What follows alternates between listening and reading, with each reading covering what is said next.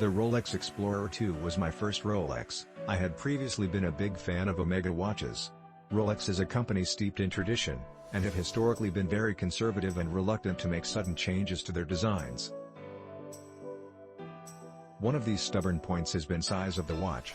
While most fashion watches and many of the lower-priced Swiss producers have swung into the 42 to 46 mm sizes and beyond, Rolex still seem to be of the opinion that real men wear tiny watches. The original Explorer 2 launched in 1971, and has had a couple of revamps along the way. Perhaps the most notable, and in some circles controversial, was in 2011 when Rolex jumped to a 42 mm size and beefed up the size of the applied hour markers and hands. This is the most recent rendition of the watch. The relaunch of this watch may have lost some of the magic of the previous generation to some, but it did come with plenty of improvements. The new bracelet is far more substantial than the jangly older bracelets. It now features solid metal links, a solid clasp with a no-tools adjustment to add or remove 5 mm of length to allow for a more comfortable wearing experience in different climates. It closes with precision and has a safety clasp with a Rolex crown to lock in place. Like the bracelet, the case is constructed from solid stainless steel, but more important than that, it is a 904 liters, a higher grade of steel than most watches use.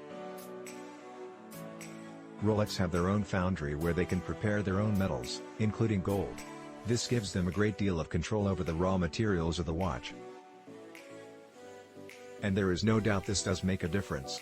904 liters is more durable, more hypoallergenic, and has a wonderful luster to it.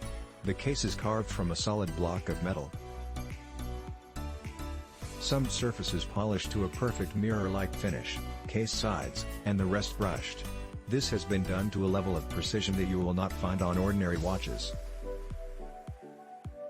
The bezel is fixed, which would make this more of a sports watch than a diver. It also eliminates the problem of accidentally knocking it, and then having to turn it the rest of the way to get it back to the 12 o'clock position.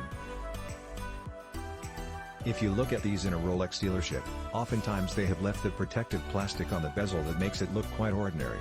Remove this plastic, with the owner's permission. And beneath you will find a beautiful and delicate brushwork that has the effect of catching the light in a very unique way.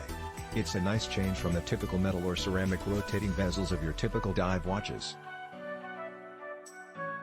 The face is pure white, although a black option is possible.